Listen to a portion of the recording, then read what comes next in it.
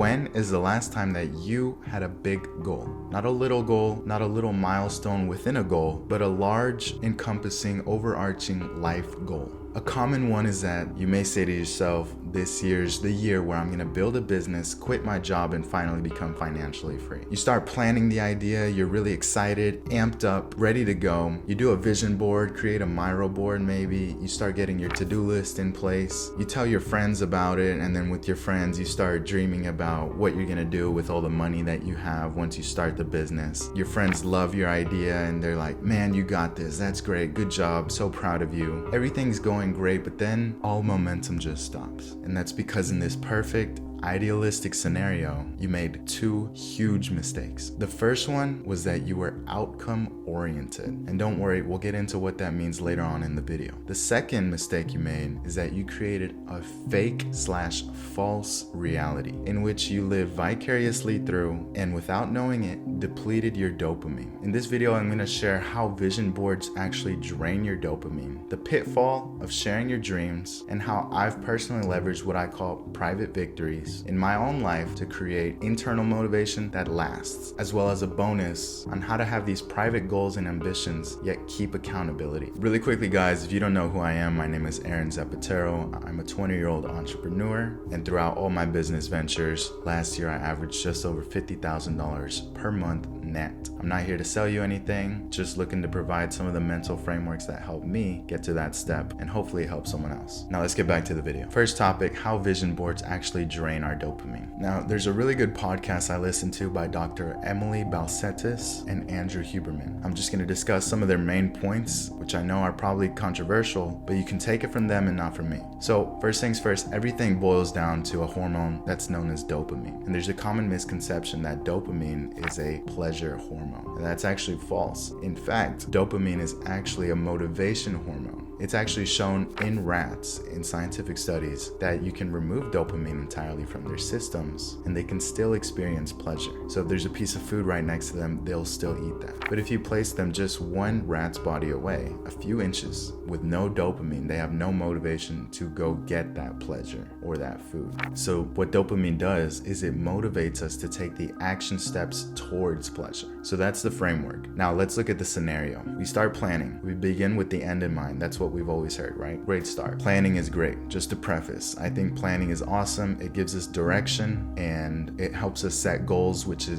I would refer to as our compass for where we want to direct our attention. The problem lies when we begin to live in our imagination. We begin to imagine what we'll do once we've actually completed the goal. We think how we're going to spend the money we make, the new house we're going to get, the new car we're going to get. And I have so many friends that are outcome oriented, the way I like to call it. They're focused on what they're gonna do with the money they make. They're gonna buy cars, chains, clothes, rather than the action steps that it takes to get to that outcome. And so they have the mentality twisted because they obsess over the outcome instead of the processes to get there. When you obsess over the outcome, you begin to fantasize and live in that outcome. Living in that outcome, imagining everything that you're gonna do once you've completed the goal, gives you a false sense of dopamine. And it's not false in that you don't get real dopamine, because you get real dopamine as if you've completed that goal. But it's a false sense of completion because you haven't actually done anything, and the only completion you've done is figuring out what the goal is. And so for some people, figuring out what the goal is actually an accomplishment, and that's great. I would encourage that we all figure out where we're going. But defining the goal is not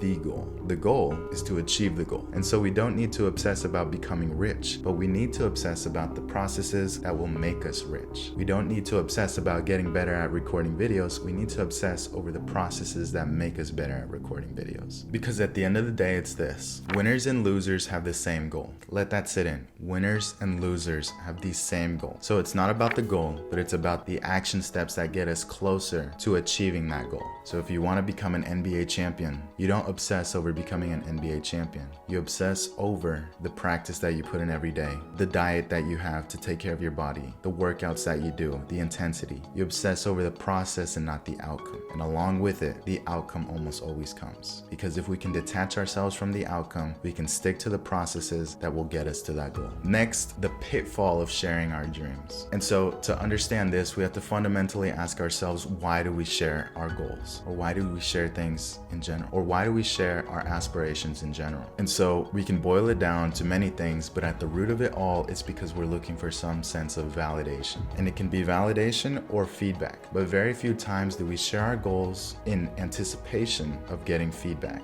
or of getting criticism. And if that's the case, we would share our goals very differently. But 99% of the times when we share our goals, it's to get some sort of validation, approval, encouragement, acknowledgement, feeling included, some sort of validation. And so picture this, you share your goals with your friends. Now, these are your friends, and we just discussed that you're looking for some sort of validation. So you tell them all the awesome things that you're planning on doing, and they're your friends. And so oftentimes they tell you what you want to hear, not what you need to hear. They tell you, man, that's so cool. I'm so proud of you, bro. Can't wait. Big things coming. And so they make you feel good about yourself. They give you a social reality, a fake reality, and you're already getting acknowledgement and validation from something that you haven't even started. And this removes that hormone dopamine that we talked about. It's already giving you dopamine before you've even started the journey. And that dopamine is the key to our motivation. So how are we losing motivation before we've even started? So one side of it is validation. Another side might be fear of feeling excluded, fear of missing out almost. So picture this, you have good friends that will tell you what you need to hear, not what you want to hear. So this is already in the top 10%. 90% of people have friends that only tell them what they want to hear and make them feel good. But now you're in this 10% of friends that tell you what you need to hear. So now your friends are actually accomplishing things, they're moving forward with their life, and they're doing big things. Every time you hang out around them, you feel kind of bad because they're doing things and you're not. And so when they talk about what they're doing, you talk about what you want to do, your goals. Because if you just sat there in silence, you feel so crappy inside because you haven't done anything. So instead, you tell them what you're gonna do. And they believe you, they're excited for you as well, motivated, and they tell you how to get there, and you're excited with them, and now you're bouncing off each other, and you once again get that sense of dopamine. You get the dopamine hits, which removes the motivation. And so what I would encourage you is this, that same uncomfortable feeling that you get when you're in a room full of successful people and you have nothing to show for it, so you tell them about what you're gonna do or what you're thinking about doing. Live in that uncomfortable feeling. Use that uncomfortable feeling of not having accomplished anything and being among people who are actually doing things. Live in that and use that to motivate you to actually go out and do something. And when you have something to show for it, they'll notice it. You don't need to tell them, but they'll notice. They'll take note, and then they'll ask you about it. And that's what I call private victories. The last part, how I've actually leveraged these private victories in my own life and things that have boosted me into creating internal motivation that lasts. So I've been there before where I tell everyone all my goals. Oh, I'm gonna do this business, I'm gonna do it like this, I'm gonna get this much money, and then I'll do this, and then once I have that money, I'll invest in real estate. I've done that. I've also done the other side where I don't tell anybody about my plan. And I can tell you honestly that it's really hard not to, because weeks go by, you have nothing to show for it, and you know inside that you're working on it, you're really putting your effort into it, and they're like, man, what are you doing? What are you doing all this time? And you have nothing to show for it. And so I had what I called a secret project, and I wouldn't tell anybody what it was. This secret project was a social media marketing agency. And so I didn't tell anybody about this for 6 months. And in those 6 months, I had really awesome stories to tell. I had my first client, my first ad campaigns, I had my first lead, my first sales meeting, my first closing, a lot of victories that I didn't tell anyone. And I wanted to so badly. I wanted that validation. I wanted to have other people praise me for doing something good. But I didn't, and I kept it to myself. And that motivated me to be able to take that opportunity and roll it into the next thing.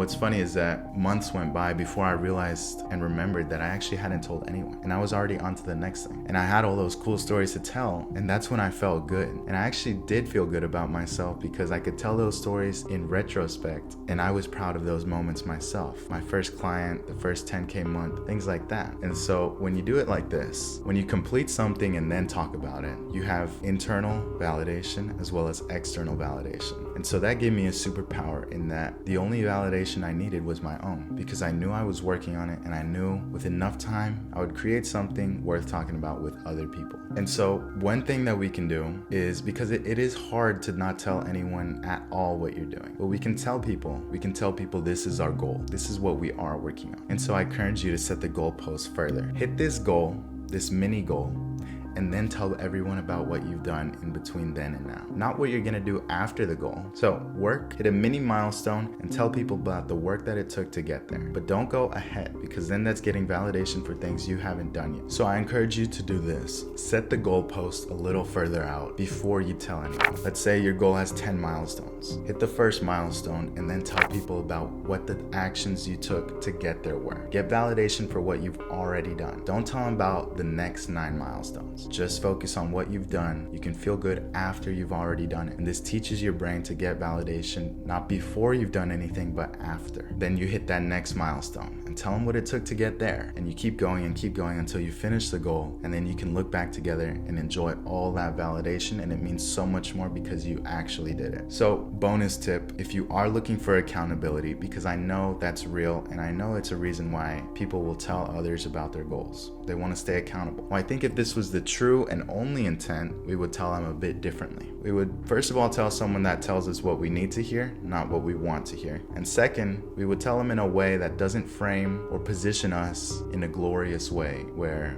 oh, I'm so great, this is what I'm gonna do. Instead, what we can tell them is, this is the process that I'm looking to do. This is the process that I'm looking to get to the goal that I want to be. And you don't even have to mention the goal. Now, if you're looking for a mentor, it's different. But accountability partner, you tell them, this is the process that I want to stick to. Help me stick with it. You don't have to tell them the goal. You don't have to fantasize and live in this fake reality. But you tell one person who's going to give you real feedback and criticism, not just tell you what you want to hear. You hit your milestones, you learn to live with your own validation, and you let your work speak for itself.